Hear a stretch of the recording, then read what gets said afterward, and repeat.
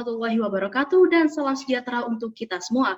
Dewan Juri yang terhormat, perkenalkan kami dari tim Universitas Brawijaya yang berdiri pada posisi Pro.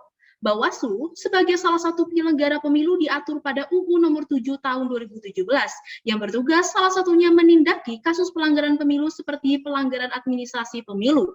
Namun pada praktiknya, kewenangan tersebut seringkali berbenturan dengan kewenangan MK pada pasal 474 UU Pemilu, pasal 54 PMK nomor 3 tahun 2018 junto pasal 54 PMK nomor 2 tahun 2018 yang menimbulkan kewenangan Bawaslu yang sangat luas sehingga menyebabkan adanya ketidakpastian hukum.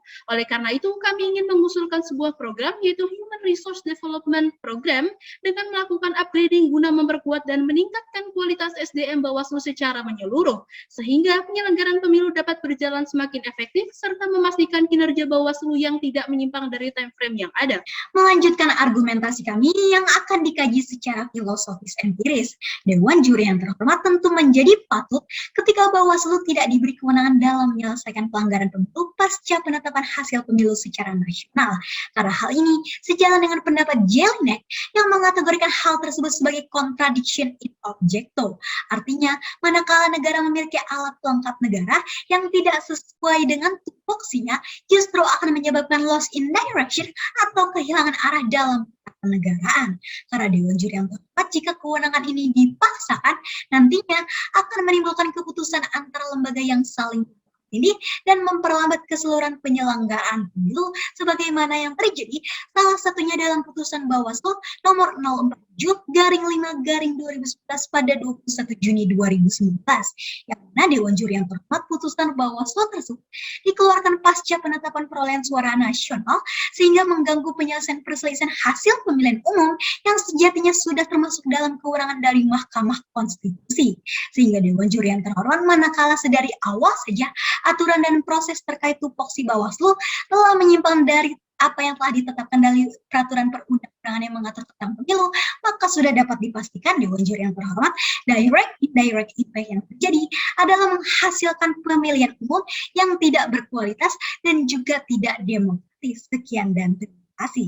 Jika dilihat secara yuridis, mengenai permasalahan hukum pemilu yang ditemukan atau dilaporkan dan berimplikasi kepada hasil pemilu adalah kewenangan dari Mahkamah Konstitusi untuk mengadilinya, sebagaimana ketentuan pada pasal 24C ayat 1 Undang-Undang Dasar dan pasal 10 ayat 1 UU nomor 24 tahun 2003 yang diubah oleh UU nomor 7 tahun 2020. Artinya, jelas bahwa Bawaslu tidak memiliki kewenangan untuk menyelesaikan pelanggaran pasca penetapan hasil pemilu secara nasional.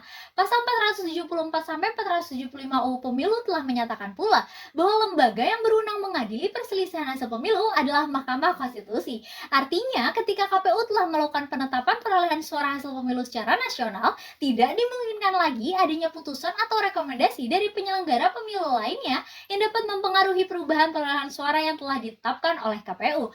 Pasal 461 UU Pemilu pun telah menjelaskan bahwa jangka waktu Bawaslu memutus penyelesaian pelanggaran administrasi pemilu paling lama 14 hari kerja setelah temuan dan laporan diterima dan diregistrasi, sehingga diharapkan Bawaslu akan mengoptimalkan batasan waktu tersebut untuk menerima, mengkaji, dan memutus penyelesaian pelanggaran administrasi agar tidak berbenturan dengan kewenangan MK pada pasal 54 PMK nomor 3 tahun 2018 junto pasal 54 PMK nomor 2 tahun 2018.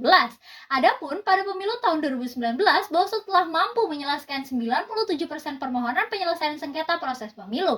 Hal ini menunjukkan tidak adanya urgensi dari wacana penambahan kewenangan Bawaslu ini dan hanya cenderung meragukan kapabilitas Bawaslu itu sendiri. Dewan Juri yang terhormat, setelah melalui beberapa alur rangkaian perdebatan sampailah kita pada sesi closing statement. Bawaslu sebagai badan yang independen dan bebas dari kooptasi dalam evaluasi pengawasan pemilu memiliki tupoksi yang jelas di dalam ketentuan UU Pemilu. Penyelesaian sengketa setelah penetapan hasil pemilu secara nasional bukan merupakan tupoksi Bawaslu melainkan Mahkamah Konstitusi sebagaimana pasal 474 dan 475 UU Pemilu. Sehingga dengan dipaksakannya penambahan tupoksi kepada Bawaslu tersebut justru akan menimbulkan tumpang tindih kewenangan yang berimbas pada benturan putusan antar lembaga.